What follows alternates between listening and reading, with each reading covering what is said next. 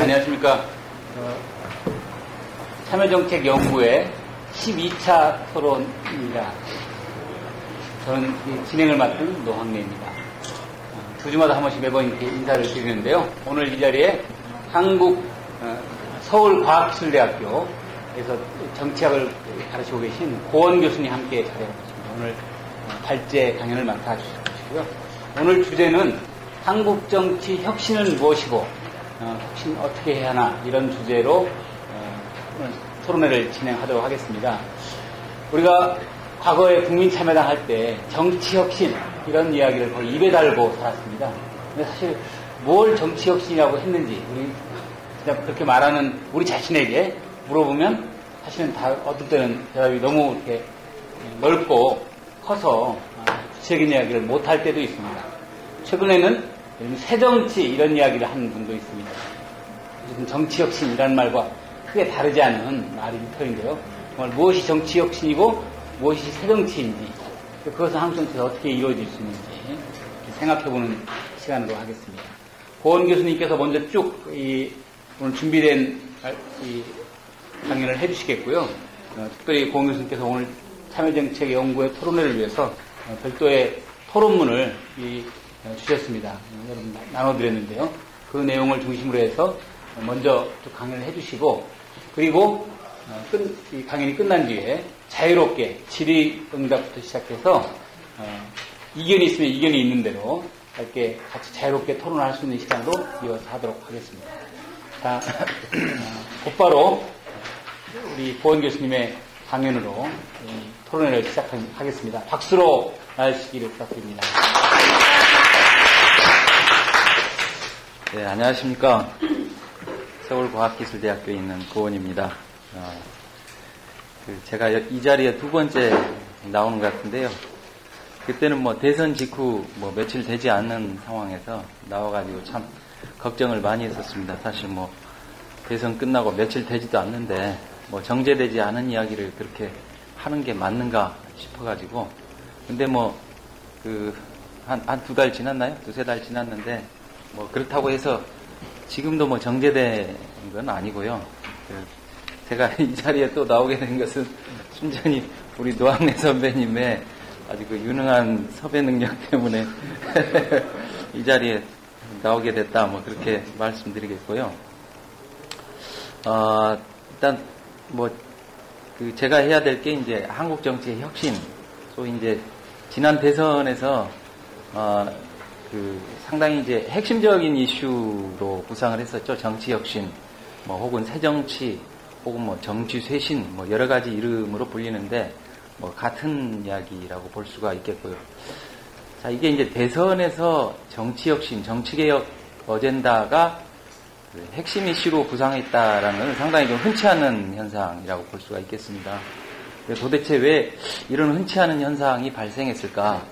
그러니까 좀 사후적으로 어떤 분들은 특히 이제 민주진보 진영을 중심으로 해서 정치 혁신, 정치 쇄신을 핵심 화두로 삼는 것 그 자체에 대해서 지나치게 이제 지나쳤을 뿐만 아니라 잘못된 것이었다. 이렇게 평가하시는 분들도 있더라고요. 저는 그렇게는 보지를 않고요. 그러니까 정치 혁신이 다소 이제 대선 과정에서 좀 과도하게 이슈화된 바는 면은 이제 없지 않아 있지만, 사실 이제 정치 혁신이라는 이슈가 굉장히 핵심 이슈로 부상하게 된 데는 그럴 만한 이유가 있었다라고 저는 생각을 합니다. 그래서 도대체 정치 혁신이 왜 지난 대선 과정에서 중요한 화두로 구성을 했었고, 자, 그렇다면은 정치 혁신이 도대체 뭐냐? 혹은 새정치라는 게 뭐냐? 저는 이 87년 체제의 문제점을 우리가 이제 이해할 때, 새정치라는 이슈에 대해서 이해할 수 있다, 이렇게 생각을 합니다. 그러니까 87년 체제라고 하니까 상당히 이제 좀 이론적이고, 좀 학문적 개념이어서 조금 그거하고 거리가 먼 분들은 그건 내가 이해할 수 있는 게 아니고 좀 이렇게 난해한 이야기다 이렇게 생각할 수 있는데 사실 그거 따져놓고 보면 그렇게 어렵거나 난해한 현상도 아닙니다. 그러니까 우리 사회가 이제 소위 정치 체제 정치 체제로는 일종의 이제 87년 체제 속에서 살고 있다. 이렇게 볼 수 있는데 87년 체제는 크게 이제 소위 이제 헌법 체제가 한 축인데요. 그러니까 우리 이 사회의 지금 이 헌법 구조 이게 이제 과거 5공화국이나 유신공화국의 이제 헌법하고는 상당히 다른, 가령 대통령을 5년 단임제로 뽑는달지, 국회의원 선거구는 단순 다수 소선거구제를 채택하고 있달지, 국회가 대통령과 관계를 어떻게 하고 있달지, 이제 이런 것들이 이제 소위 87년 체제의 내용의 한 축이겠고요. 그 중에서도 5년 대통령 단임제, 그 다음에 이 국회의원을 뽑을 때 지역구에서 한 명씩 뽑잖아요. 그러니까 소선거구제, 이게 좀 핵심이 되겠고요. 또 한 축으로는 헌법은 아니지만 굉장히 중요한 우리 그 정치 체제의 정치에 굉장히 중요한 영향을 미치는 게 이제 정당, 소위 정당 체제입니다. 그러니까 그 87년 이후에 형성된 정당 체제는 그 이전의 정당 체제하고 상당히 이제 좀 다르죠. 87년 이후의 정당 체제는 굉장히 익숙하시겠습니다만은 이제 핵심적으로 지역주의 정당 체제다. 이렇게 이야기를 할 수가 있겠죠. 그래서 크게는 5년 단임제, 대통령 단임제, 국회의원 소선거구제, 그리고 지역주의 정당 체제, 이런 것들을 핵심으로 한, 그 외에도 여러 가지 정치 질서의 이제 특성이 있습니다만은 이런 것들을 핵심으로 한 정치 체제, 이게 이제 혹은 정치 질서, 이게 이제 87년 체제다. 이렇게 이해를 하시면 되겠고요. 근데 그 87년 체제라는 게 그 이전에 이제 5공화국 때의 어떤 정치 체제나 그 박정희 정권 하에서의 그 어떤 유신 체제, 이런 것에 비해서는 굉장히 그 진일보한, 분명히 이제 어떤 민주적인 어떤 절차를 규정하고 있고, 또 그것 때문에 그 소위 어떤 그 장기 집권을 견제할 수 있는 여러 가지 장치들, 또 그걸 통해서 많은 그 인권이 신장되는 중요한 그 긍정적인 점도 있었지만, 그게 또 어떤 점에서는 우리 사회의 어떤 우리 사회를 좀 더 높은 민주주의 단계로 발전시키고, 또 여러 가지 사람들의 삶의 문제들을 이렇게 발전시키는 데 있어서 상당한 어떤 한계와 질곡, 혹은 어떤 점에서는 상당한 장애로 작용을 했다. 이렇게 볼 수가 있는데, 저는 그건 이제 크게 삼중의 위기라고 이제 정리를 좀 하고 있습니다. 그러니까 첫 번째는 뭐냐면은 대표성의 위기인데요. 그 대표성의 위기인데, 그러니까 소위 기득권, 특권 집단들의 이해는 너무 지나치게 과잉대표되고, 또 이 사회적 약자들 혹은 대다수 사회 구성원들의 이해관계는 너무 지나치게 이제 과소대표되는 이런 문제라고 볼 수가 있겠습니다.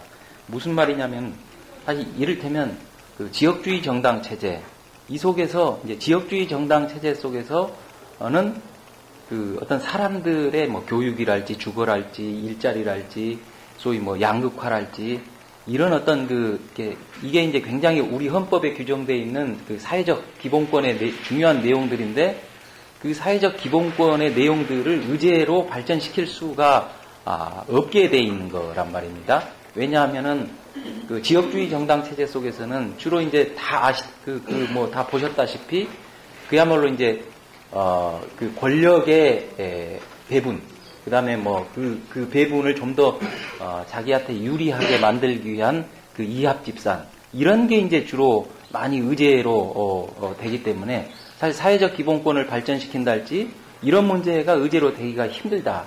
그렇기 때문에 당연히 그런 속에서는 사회적 약자들 혹은 대다수 구성원들의 이해관계가 제대로 대표될 수가 없는 것이죠. 또 그런 사이에 기득권 집단들의 이해는 너무 지나치게 대표되는 이제 이런 문제가 발생한다. 또 그 다음에 이제 그런 어떤 사회적 약자나 좀 더 많은 그 다수 구성원들의 이해를 대표하기 위해서는 그들의 이해를 대표할 수 있는 그야말로 이제 어떤 진보적인 정당이랄지 이런 정당들이 발육이 돼야 되는데, 일단 크게 뭐냐면은 지역을 기반으로 하는 크게 두 개의 어떤 카르텔 정당. 소위 이제 카르텔이라는 의미는 제가 다시 설명을 하겠지만 일종의 이제 독과점이라는 이야기하고 똑같은 것이죠. 이제 그 보수 쪽의 독과점 정당 하나, 이 민주진보 영역의 독과점 정당 하나, 뭐 이런 크게 두 개의 어떤 거대 정당들이 소위 어떤 그 분할 지배하는 이런 어떤 정치 구조 속에서는 그런 어떤 이 기득권 집단들에 의해는 과잉 대표되고 대다수 구성원들, 특히 이제 사회적 약자들에 의해는 과소 대표되는 이런 문제가 이제 발생하는데 이게 이제 굉장히 한 87년 이후 뭐 한 30년 가까이 흘렀으니까 이런 문제가 30년 동안 누적이 되어 왔다. 뭐 이렇게 볼 수가 있겠죠. 두 번째는 책임성의 위기입니다. 책임성의 위기. 자, 우리가 뭐 하루 이틀 일은 아닙니다만은 최근에 소위 박근혜 정부가 이제 조각 이 내각을 구성하면서 이제 장관, 차관들 후보자들을 이제 이게 검증을 해 나가는데 정말 이건 아사리판이지 않습니까? 이건 뭐 도대체 우리 사회에 뭐 신문에서는 지도층이라고 이야기하는데 뭐 이제 뭐 댓글에 보니까 누가 지도층이래 뭐 이런 이야기가 이제 굉장히 사실 그런 이야기가 나올 수밖에 없죠. 근데 사실 이제 뭐 그 사람들이 지도층 맞습니다. 그런 지도층들 빼면은 우리 사회를 누가 이끌어 나가야 되지? 사실 이제 좀 막막한 게 사실이고요. 근데 그런 어떤 사회의 어떤 뭐 지도적인 혹은 뭐 이 상층 혹은 엘리트로 있는 그런 사람들이 다들 뭐냐면은 뭡니까? 이 소위 공적인 마인드라고 하나요? 이 공적인 마인드가 아예 없는 거 아니겠습니까? 그러니까 그런 사람들이 소위 어떤 공적인 기관 혹은 뭐 정부랄지 국가랄지 이런 것에 굉장히 중요한 자리를 책임지는 건데 이제 그런 사람들이 뭐냐면은 이 국가를 어떻게 대하겠습니까? 그건 일종의 이제 어떤 공적으로 대하지 않고 그러니까 국가가 그냥 사유화되는 거예요, 사유화. 그래서 우리 사회가 왜 이 소위 양극화 문제나 이런 문제들이 갈수록 심각해지고 그게 풀리지 않느냐라고 하냐면은 많은 사람들이 그걸 이제 특히 이제 진보 쪽에서는 뭐 신자유주의가 문제다 뭐 이렇게 이야기를 하지만 사실 신자유주의 문제 이상입니다. 그것은 신자유주의라는 게 그냥 시장에 내버려둬라 뭐 이런 것인데 그냥 시장에 내버려두는 방식으로 해서 과연 오늘날 소위 삼성이나 뭐 이런 4대 재벌, 5대 재벌들이 뭐 5대 재벌들이 가령 시드머니를 한 200억 넣어서 그걸로 해서 뭐 한 10년 동안 2조로 불린다 할지 이런 엄청난 이 수익률이 나올 수가 없는 문제거든요. 그러면 이게 왜 생겼냐 하면은 이게 단순히 신자유주의 문제가 아니라 이 국가의 문제라는 국가의 문제. 국가의 이 공적 기능들이 다 이렇게 상실되고 전부 이렇게 파괴돼 가지고 이 국가가 뭐냐면은 다 일종의 국가를 담당하고 있는 사람들의 일종의 이제 사유화된 그런 의식과 이 재벌의 이해관계가 이제 결합되니까 이게 완전히 이게 뭐 아사리판이 나는 것이다. 자, 이런 어떤 소위 이 국민의 삶에 대해서 책임지지 않는 정치 체제의 문제 이게 너무 심각해졌다라는 게 두 번째고요. 그다음에 물론 이제 이런 어떤 책임성의 위기를 초래하는데 사실 뭐 지역주의 정당 속에서 각 정당이나 뭐 대통령이나 이런 사람들이 그런 어떤 책임성의 문제를 제대로 발전시킬 수 없는 뭐 이런 구조죠. 세 번째는 이제 통치 위기라고 저는 정의를 하는데, 그러니까 뭐 이 정당과 정당, 정파와 정파가 이 끊임없이 싸움을 벌이잖아요. 매우 그건 사실 뭐 그걸 어떤 사람들은 이념 싸움이다라고 하는데 이념 이념 대결 뭐 이렇게 이야기를 하는 사람들도 있는데 우리 사회는 우리 사회처럼 여와 야, 보수와 진보 간의 이념적 간극이 협소한 나라가 없습니다. 협소한 나라가 이제 그럼에도 불구하고 굉장히 뭐냐면은 적대적으로 그야말로 이제 진영을 갈라서 굉장히 이제 어떤 싸움을 하는데 이건 뭐 이념 논쟁하고 별 상관이 사실 없습니다. 우리보다 훨씬 이념적 간극이 큰 뭐 서구 유럽의 뭐 정당들이랄지 이런 나라들은 이념적 간극이 상당히 넓고 큼에도 불구하고 뭐 그런 싸움을 하질 않잖아요. 그러니까 지구상에서 우리나라처럼 그런 어떤 극단적인 정쟁을 벌이는 나라가 다른 후진국들은 모르겠는데 아무튼 우리하고 비슷한 수준에서는 지구상에 대만이라는 나라가 그래. 대만이 나라인지는 모르겠습니다만은 근데 이 대만 역시도 뭐냐면 우리처럼 아주 그 이념적 간극이 아주 좁은데 그렇게 이제 이렇게 폭력적으로 국회에서 싸움을 하고 이렇게 하거든요. 국회에서 정당들끼리만 싸우는 게 아니라 대통령과 또 정당, 국회, 야당 이게 이제 대통령은 이 소위 어떤 이 국가의 어떤 원수 혹은 이렇게 정파를 망라한 어떤 통합의 리더 이런 어떤 존재가 되기보다는 어떤 한 특정 정파의 그 관리자 또 자기 어떤 지지층이나 자기 어떤 이 친위 그룹들을 어떤 이렇게 보유하고 강력한 결속을 유지하는 데 힘을 쏟고 또 반대로 그와 반대되는 정파는 모든 문제에 있어서 대통령과 대립하지 않을 수 없는 이제 이런 구조들이 뭐냐면은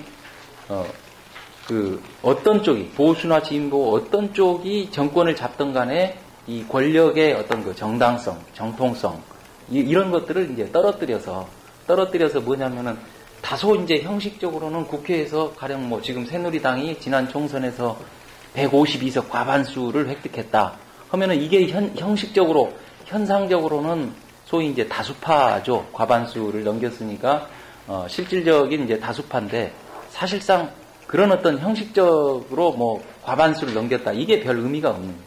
이게 극단적인 정쟁 구조 속에서는 과반수를 넘겼을 때조차도 이 어떤 이 권력이 할 수 있는 일이 없어지는 것입니다. 이런 극단적인 정쟁 구조. 하물며 그게 이제 종종 우리가 목도했던 여소야대 이런 어떤 국회들을 보면은 이제 더 이제 깝깝한 것이죠. 소위 여소야대의 어떤 대통령의 정부다 하면은 이건 이제 더 깝깝해지는 그런 것이죠.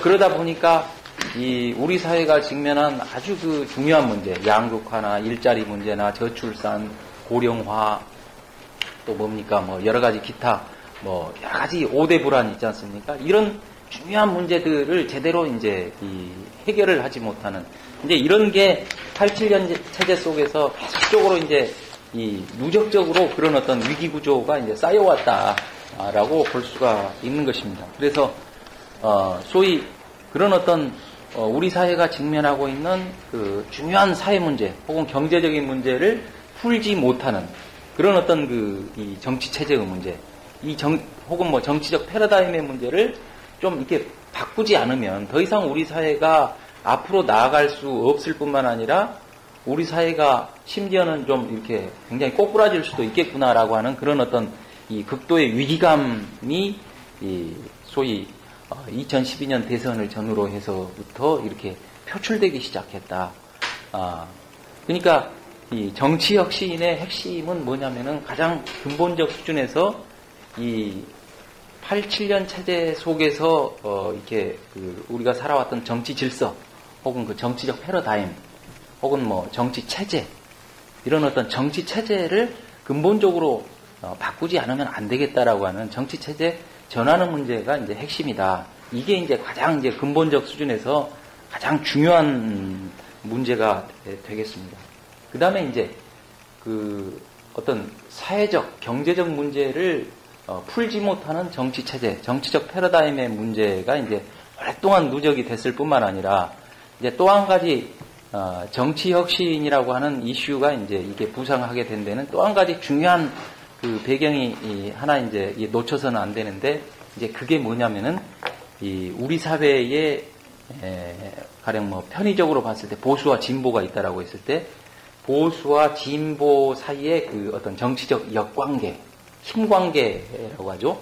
이 힘관계가 많이 변한 거예요.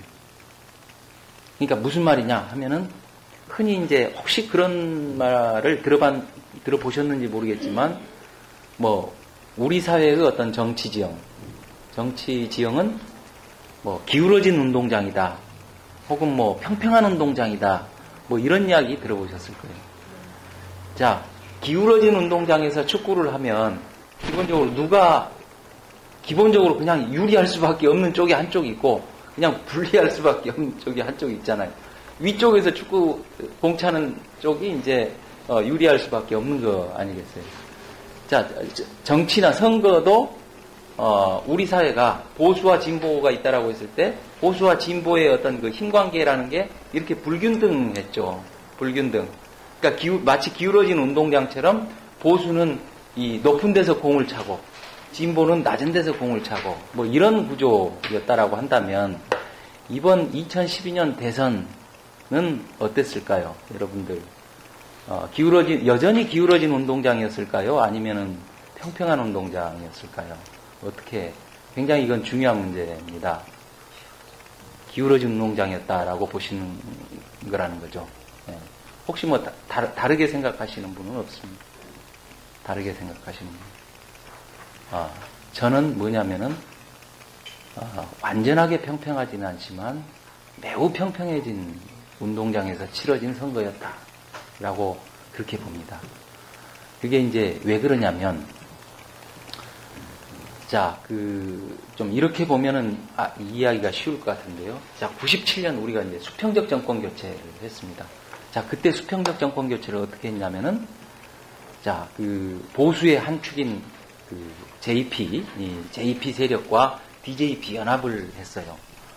또 한편에서는 그것만으로는 부족했죠. 또 한편에서는 어떤 중요한 사건이 일어났습니까?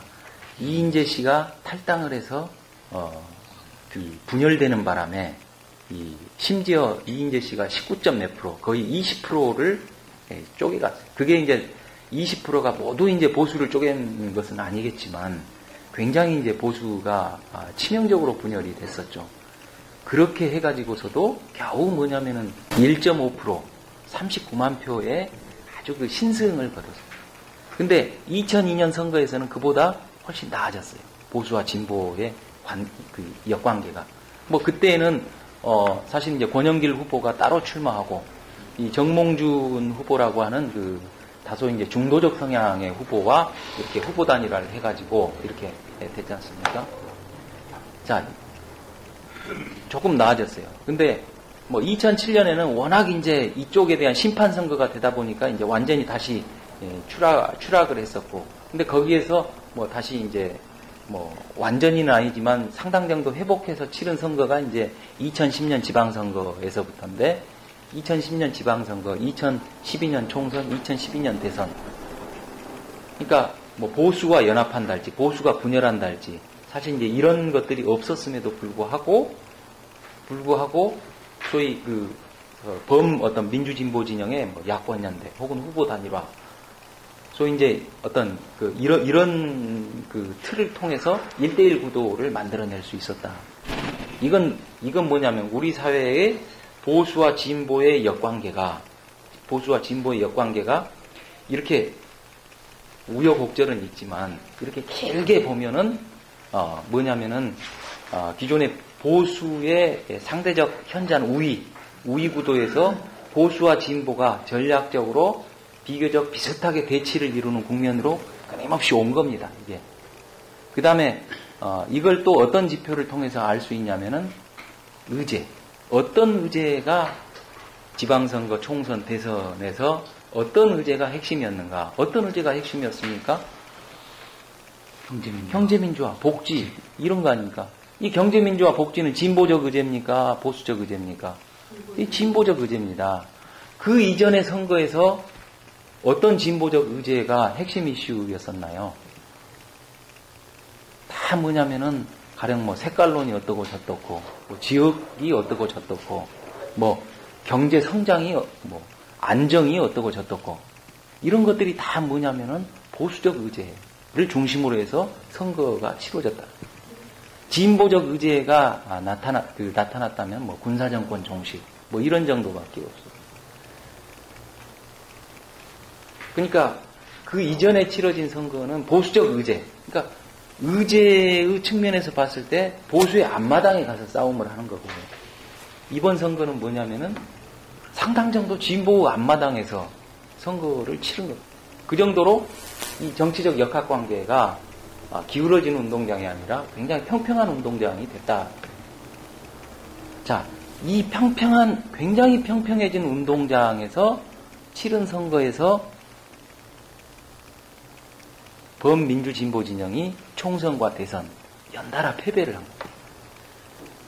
그러니까 기울어진 운동장에서 51.6 대 48 대선 결과죠. 이거면 그렇게 썩 못한 게 아닙니다.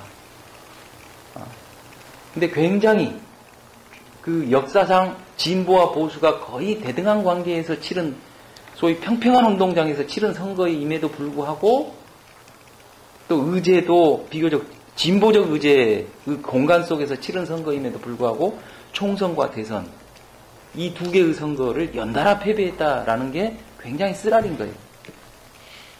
이것 때문에 지금 뭐냐면은 민주당이 두드려 맞고 또 진보 정의당이나 이런 진보 정당들도 두드려 맞고 그런 어떤 일리가 있는 이유가 있는 그런 상황이라는 것이죠.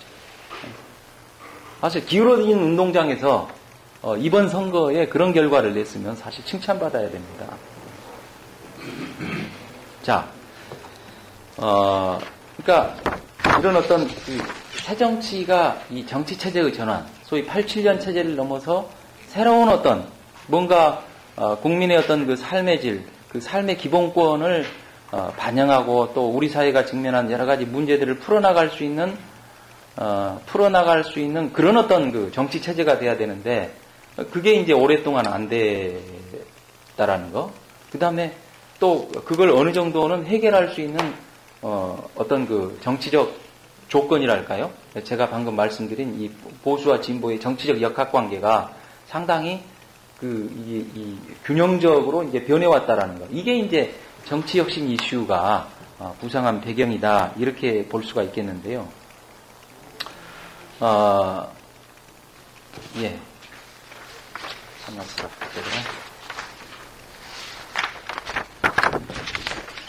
자, 이제 그럼에도 불구하고 소위 진보 진영이 민주당을 포함한 그 진보 진영이 총선과 대선에서 연달아 패배했다라고 하는 것들은 뭐냐면은 굉장히 그러니까 평평한 운동장에서 치러진 선거였음에도 불구하고 연달아 패배했다. 이건 뭐냐면은 진보 진영의 그 안에 어떤 굉장히 심각한 이 내적인 이 문제, 굉장히 심각한 문제가 있다라고 하는 것들을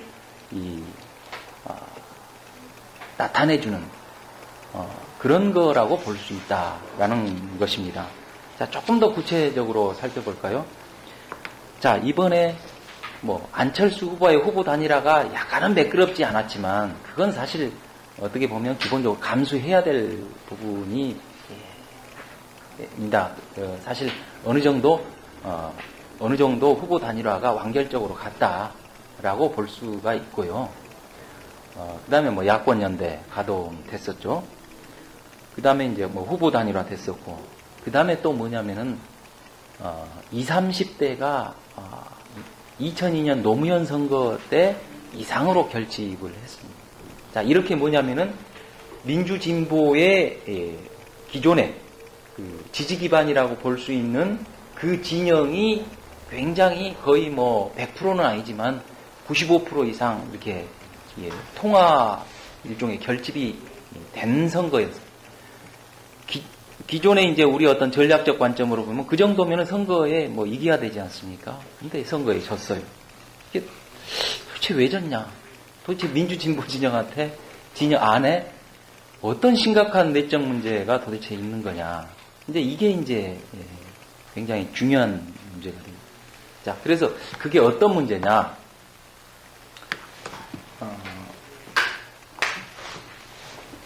어떤 문제냐? 이걸 이제 우리가 좀 살펴보기 위해서 자, 이런 좀 질문을 하나 해봐라. 이런 질문을 뭐랄까 화두랄까요? 이런 질문을 하나 던져봅니다. 자, 민주진보 진영에 이제 여러 정당들이 있는데 일단 민주통합당이 가장 큰 정당입니다. 민주통합당이 과연 서민정당일까요? 대중정당일까요? 민주주의 정당일까요? 자, 민주통합당 말고 또 뭐, 진보정의당은 대중정당일까요? 서민정당일까요? 민주주의 정당일까요? 뭐 다른 정당 굳이 뭐 이야기 안 해도 될 것 같습니다. 어떻게 생각하세요? 근데 저는 뭐 독재 정당이다, 뭐 엘리트 정당이다, 뭐 이렇게 이야기는 하지 않겠지만 상당 정도는 소위 낫이다, 낫, 낫 대중정당, 낫 서민정당, 뭐